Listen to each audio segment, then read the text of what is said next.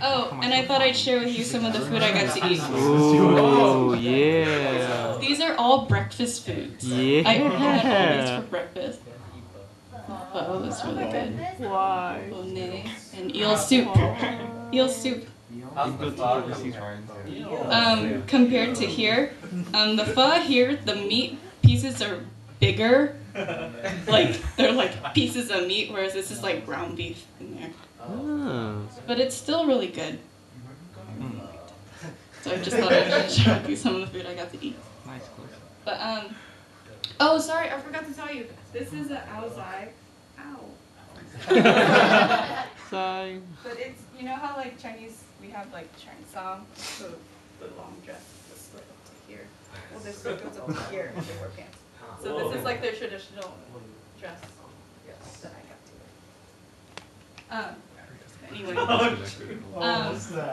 But just things that I learned. I found myself comparing a lot, knowing that a lot of my friends were on VSET, and I didn't really, like, I had to make new friends and work with a new team. And I knew, like, in my head, like, oh, they're in, like, Kazakhstan, and they're EVing all the time, and I'm not doing that, or they're getting hundreds of people to Christ, but I'm not. And I found myself comparing a lot, and that was hard for me to stop doing.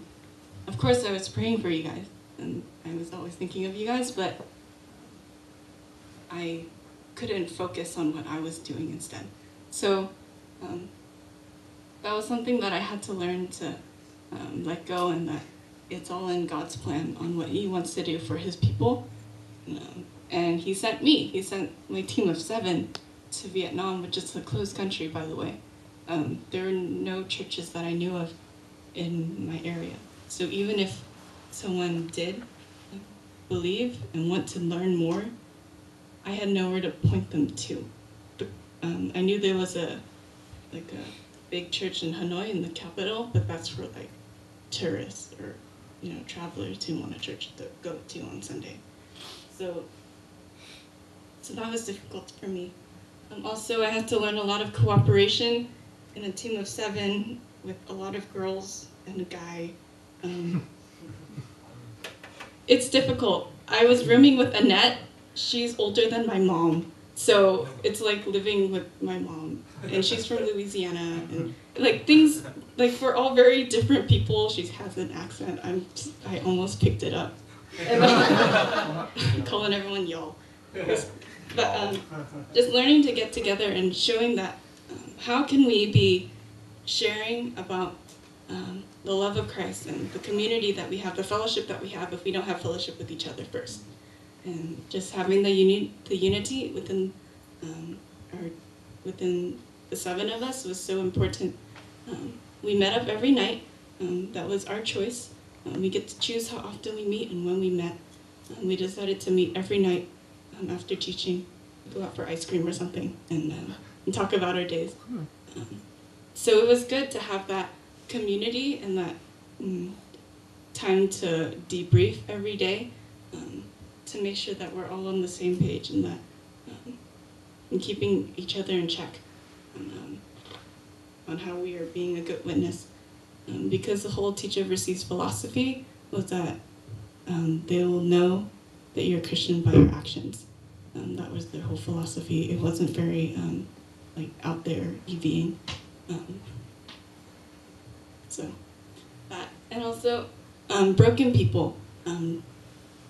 Total of those 6 weeks that we were able to be there, we were able to share the gospel with 2 people.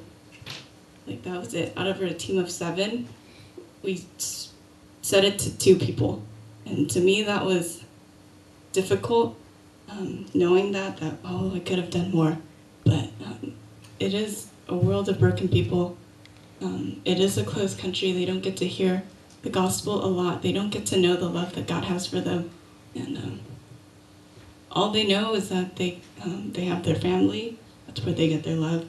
They have their education and their drive to be successful and to go to English school and go to a university far away, maybe in America, visit Stephanie, and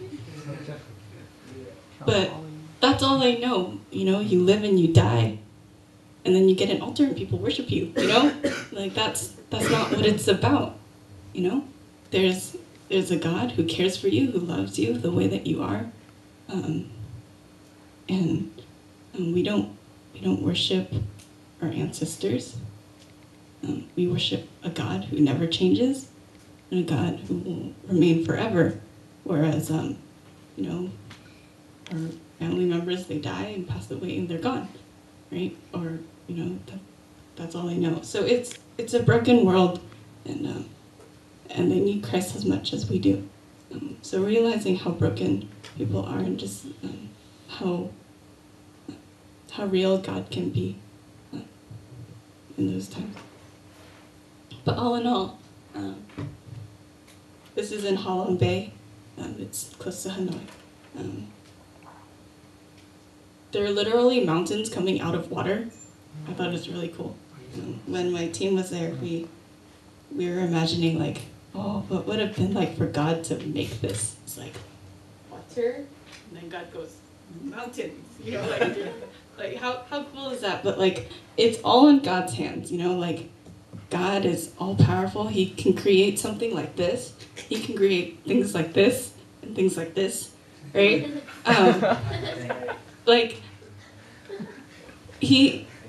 It's all in his control. And when I was thinking about all the broken people and all the people that I didn't get to speak to, I have faith that God